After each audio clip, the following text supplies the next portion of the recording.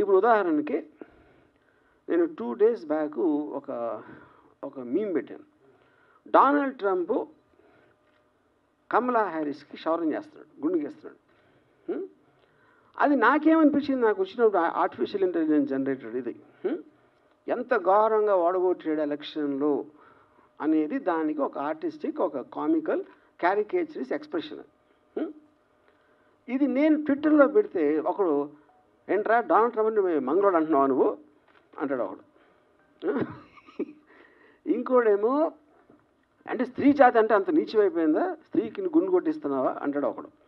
అంటే దీన్ని ఎందుకు ఇస్తున్నానంటే ఎగ్జాంపుల్, అన్ని రకాలుగా మీరు ఒకే దాన్ని అన్ని దుక్కుదాలతో చూడొచ్చు. అప్పుడు చేసినోడు, ఫార్వర్డ్ చేసినోడు, రిసీవ్ చేసుకున్నోడు ఎవడికి ఎలా ఎఫెక్ట్ అవుతుందని ఎలా నిర్ణయిస్తారు? అప్పుడేంటి, కార్టూన్ మీరు నవ్వించడానికి పెట్టారా ఏదో? అంటే ఇప్పుడు సోషల్ మీడియాకి మెయిన్ స్ట్రీమ్ మీడియాకి కొన్ని డిఫరెన్స్ ఏంటి? సోషల్ మీడియాలో ఎవడెవడో చేస్తూ ఉంటారు, అప్పటికప్పుడు ఆడికి మూడ్ వచ్చింది, ఆడు తాగేసి ఉండొచ్చు, లేకపోతే ఆడు ఆ టైంలో ఆడికి అర్థం అవ్వకుండా అవ్వచ్చు, ఇంకేం పని లేదు కాబట్టి ఏదో చేయడానికి పెట్టాడు. ఇలాంటి రకరకాలు ఉంటాయి. It is not possible to దాన్ని రెగ్యులేట్ చేయటం అనేది. ఎందుకు పాసిబుల్ కాదంటే వేలల్లో ఉంటాయి అవి. కానీ డేంజరస్ ఏంటంటే సోషల్ మీడియా కన్నా ఎక్కువ మెయిన్ స్ట్రీమ్ మీడియా. ఎందుకంటే మెయిన్ స్ట్రీమ్ మీడియాకి ఒక పేరు ఉంటుంది, ఒక రిజిస్టర్డ్ కంపెనీ ఉంటుంది. అప్పుడేంటి, ఇలా మంచి అంతా ఒక చిన్న బిల్డప్ ఇచ్చి వాళ్ళకి ఒక ఆఫీసు, స్టాఫ్, యూనిట్ అందరూ ఉంటారు కాబట్టి ఎంతో కొంత సీరియస్గా తీసుకోవాలి అనే ఒక సైకలాజికల్ ఫీలింగ్ ఉంటుంది సోషల్ మీడియాలో వచ్చిన పోస్ట్కి, మెయిన్ స్ట్రీమ్లోకి వచ్చిన న్యూస్కి. కానీ ఇప్పుడు ఏమవుతుందంటే, ఇప్పుడు మెయిన్ స్ట్రీమ్ మీడియాకి లెక్చర్ ఇచ్చే ఉద్దేశం నాది కాదు, but I'm just trying to point out that point. అప్పుడు నాకు లాలో ఉన్న ప్రొవిజన్స్ తోటి నేను ఒక రిప్లై పెట్టాను, ఇందాక నేను చెప్పినట్టు. నాకు దానికి రిప్లై రాలా, ఫర్ వాట్ ఎవర్ రీజన్స్. ఆ రీజన్స్ నాకు తెలియదు, రిప్లై రావడం. అప్పుడు నన్ను కోట్ చేస్తా, నా ఎదురు వస్తే తిత్తి తీస్తా, నాతో పెట్టుకుంటే నన్ను టచ్ చేసి చూడు అని నా మొహాన్ని పెట్టి నన్ను కోట్ చేయడం చేస్తున్నారు. ఇది మెయిన్ స్ట్రీమ్ మీడియా అని చెప్పేది. అంటే ఇప్పుడు దాని నుంచి ఏంటి, నన్ను కోట్ చేస్తున్నారు. అక్కడ లాలో ఒకటి ఇదేంటంటే, మీరు పెట్టిన దానికి ఏ ఉద్దేశంతో పెట్టారు అనేది ఒక చాలా కీలకమైన పాయింట్. అది intention of posting it and the motive behind it. ఇప్పుడు ఫర్ ఎగ్జాంపుల్, ఒక అమెరికాలో CNN and Fox News, CNN and Fox News ఇద్దరికి పడదు. They are very very opposite to each other. అక్కడ CNN హోస్ట్, ఫాక్స్ హోస్ట్ నలుగురు కూర్చుని మాట్లాడుతున్నారు అని ఒక AI జనరేటెడ్ వీడియో పెట్టాడు. అంటే వాడి ఉద్దేశం ఏంటి, ఏఐకి ఎంత పవర్ ఉందో చెప్పడానికి, ఇలాంటిది కూడా నిజంగా జరిగిందని చేసి చూపెట్టగలుగుతుంది అనేది పాయింట్ అడిది. కానీ మీరు అది చెప్పకుండా వీళ్ళందరూ కలిసిపోయింది తెలుసా, వాళ్ళందరూ ఒకటే, అందరూ కలిసి మనం మోసం చేస్తున్నారు అని చెప్తే అప్పుడు మీరు ఒక అబద్ధాన్ని నిజం చేయటానికి, ప్రూవ్ చేయటానికి ట్రై చేస్తున్నారు. అది డిఫరెన్స్.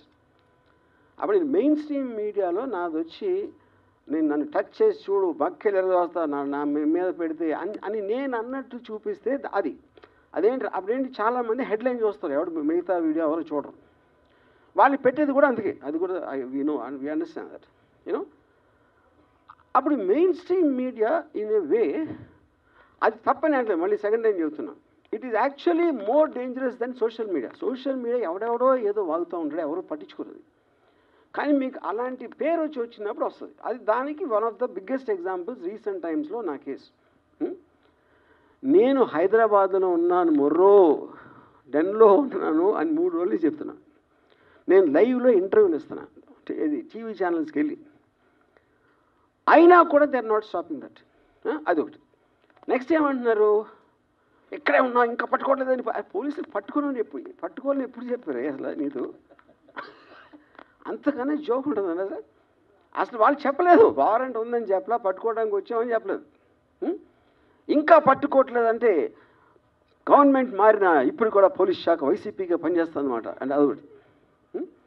లేకపోతే నా ఫ్రెండ్స్ ఎవరో ప్రకాష్ రాజు లేకపోతే నాగార్జున వీళ్ళు నన్ను దాచేశారు. దాచారని అంత ఇది ఉంటే అక్కడికి వెళ్ళాలి కదా, అంత ఇన్ఫర్మేషన్ మీడియా దగ్గర ఉంటే వీళ్ళే కదా ఇప్పుడు డిటెక్టివ్స్. పోలీస్ శాఖ డిటెక్టివ్స్ అనేది మీనింగ్లెస్ ఇవాళ రోజుల్లో. You know media is the detective. Media detection ఎక్కడ చేస్తుంది? వాళ్ళ మైండ్లో చేస్తుంది. దానికి ఎవిడెన్స్ కానీ దానికి ఒక సపోర్ట్ బేసిస్ అనేది ఉండదు. కానీ నా ఫీలింగ్ ఏంటంటే ఎంత చేసినా ఇప్పుడు సోషల్ మీడియాలో ఇప్పుడు ఒక లాలో ఒక ఆస్పెక్ట్ ఉంది. 4 E's అంటారు దాన్ని. ఇంజనీర్ ఒక ప్రాబ్లమ్ని ఇంజనీర్ చేసి ఎలా దీన్ని ఆపాలి, లేకపోతే కంట్రోల్ చేయాలి, లిమిటేషన్ పెట్టాలి అంటే ఇంజనీర్ చేయాలి. దాన్ని ఎనాక్ట్ చేయాలి, ఒక లాగా తీసుకురావాలి. ఓకే, ఈ పరిస్థితి ఇది అని డెఫినేషన్లు అన్ని ఇచ్చి పారామీటర్స్ ఫిక్స్ చేయాలి. దాని తర్వాత ఎడ్యుకేట్, ప్రజలకు చెప్పాలి. ఓకే, ఇంతవరకు మీరు అది చేశారు, కానీ ఈ రోజు నుంచి ఇలాంటివి వస్తాయి, ఇలా వస్తాయి. That is what called education. దాని తర్వాత ఎన్ఫోర్స్మెంట్. ఆ ఎడ్యుకేట్ చేసిన తర్వాత కూడా దాన్ని వాడు మేము అతిక్రమిస్తే దానికి ఒక కాంటెక్స్లో పనిష్మెంటో ఏదో పెనలైజేషన్ జరుగుతుంది. యూనో ఇక్కడ మనం ఉన్న ఈ టైమ్స్ ఏమవుతుందంటే ఈ 4 E's కూడా లేవు. అది ఎవరు ఎంతసేపు సోషల్ మీడియా టూ మచ్ అయిపోతుందండి, మరీ కొంచెం మితిమీరిపోతుంది అని అంటున్నారు, కానీ అది ఎలా ఆపాలనే ఆలోచన కూడా ఎవరు చేయట్లా కూర్చొని. అదే చేయనప్పుడు ఇంకా మిగతా 3 E's ఎక్కడి నుంచి వస్తాయి? 100% we agree that there's some very offensive posts. There is no doubt about it. Offensive నా దృష్టిలో ఒకటి అవచ్చు, మీ దృష్టిలో ఒకటి, అది కూడా we agree. కానీ ఫ్రీ సొసైటీలో బై డెఫినేషన్ మీకు టాలరేషన్ ఉండాలి. So more or less this is what I want to say. I think నేను మరీ ఎక్కువ లెక్చర్ ఇస్తే ఐఎమ్ సారీ ఫర్ దట్. నా అభిప్రాయం అనేది నాకు చెప్పినప్పుడు మీ అభిప్రాయాన్ని కూడా నేను అదే దాంట్లో తీసుకునే స్పిరిట్ ఉండాలి. నా అభిప్రాయమే కరెక్ట్ అన్నప్పుడు ఫ్రీ సొసైటీ ఎలా అవుతుంది? So that is one point. అప్పుడేంటి, ఒక జోక్ అనేది ఇంకొకళ్ళని అఫెండ్ చేస్తేనే వస్తుంది జోక్, లేకపోతే జోక్ ఎట్లా అవుతుంది? మీరు పొద్దున్న లేగిస్తే కార్టూన్ చూశారు, అది ఈనాడా ఎక్కడైనా సరే, కార్టూన్ అనేది ఇంకొకరిని గేలి చేయకుండా, ఇంకొకరితో గురించి వ్యంగ్యంగా మాట్లాడకుండా, ఇంకొకరి గురించి స్ట్రాంగ్గా మాట్లాడకుండా ఉంటే కార్టూన్ అనేది ఎగ్జిస్టెన్స్ లేదు ఫస్ట్. ఇప్పుడు చాలా పాత రోజుల్లో 60s 70sలో జార్జ్ వెల్ అని ఒక చాలా famous writer, is a Pulitzer prize winner, animal farm అని ఒక బుక్ రాశాడు. దాంట్లో తన ఉద్దేశంలో కమ్యూనిజంకి డెమోక్రసీకి ఉన్న డిఫరెన్స్లో తను ఏం చెప్పాడంటే, ఒక ఫామ్ క్రియేట్ చేసి దాంట్లో జంతువుల్ని ఈచ్ ఐడియాలజీకి పెట్టాడు. గాడిద ఒక ఐడియాలజీ, గుర్రం, పంది, గొర్రె, ఇలాంటి డిఫరెంట్ ఐడియాలజీ. అప్పుడు ఆ ఫామ్ అనేది ఒక కంట్రీ అయ్యి మనుష్యులు యానిమల్స్ అయినప్పుడు ఎలా ఉంటుంది అనేది, అది అతని ఉద్దేశం. అది హైలీ రెస్పెక్టెడ్ బుక్. ఆ బుక్ అని ఇవాళ ఎవరైనా రాసి ఉంటే అది కాకుండా నా కాసు నీదంటావా, నా కంట్రీని గుర్రం అంటావా, నా కంట్రీని గాడిద అంటావా, మొత్తం అందరూ కొట్టుకుంటారు. మొత్తం సోషల్ మీడియా మొత్తం ఆ బుక్ని బ్యాన్ చేయాలి, అది చేయాలని మొదలు పెడతారు. You know so coming back to the same thing what is set, tolerance of the other persons manner of you. ఇప్పుడు నా గురించి ఎన్నో మీమ్స్ పెడతాను. నేను ఒక ట్వీట్ పెడితే 90% నా మీద బ్యాడ్ థింగ్స్ చెప్తారు. అది బూతులు తిట్టచ్చా, మా ఫ్యామిలీని ఏదో అనొచ్చా, అదా ఏదో ఒకటి. సోషల్ మీడియా అంటేనే చేసేది అది మొత్తం అన్ని చోట్ల అందరూ, నేను చెప్పేది ఒకళ్ళిద్దరు కాదు.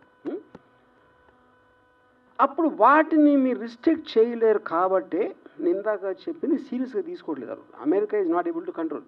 మొత్తం 2024 ఎలక్షన్లో total thing was on memes. ఇప్పుడు డొనాల్డ్ ట్రంప్ ట్రయల్ జరుగుతూ ఉంటే ఆల్విన్ బ్రాగ్ అని attorney general of United states, Trump ఒక మీమ్ పెట్టాడు. ఆల్విన్ బ్రాగ్ ఉంటే వెనకాల నుంచి బేస్బాల్ బ్యాట్ తోటి తల మీద కొడుతున్నట్టు పెట్టాడు.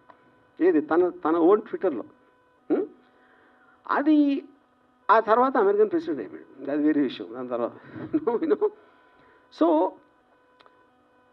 ఇప్పుడు దీనికి ఒక చిన్న కనెక్షన్ ఏముంటుందంటే, సినిమా సెన్సార్ బోర్డు ఎందుకు ఉంది? 1952 సినిమాటోగ్రాఫ్ యాక్ట్లో వాళ్ళు అప్పుడు ఫీల్ అయింది ఏంటంటే, ఒక powerful medium imagery, dialogue, video వీటితోటి బయటకు వస్తే అఫెండ్ అవ్వచ్చు, లేకపోతే ఇది అవ్వచ్చు అది అవ్వచ్చు అని ఇలాంటి అన్నీ అనుకుని ప్రతిదీ ఒక బోర్డు చూసి డిసైడ్ చేసి సర్టిఫికేషన్ ఇచ్చేయాలి.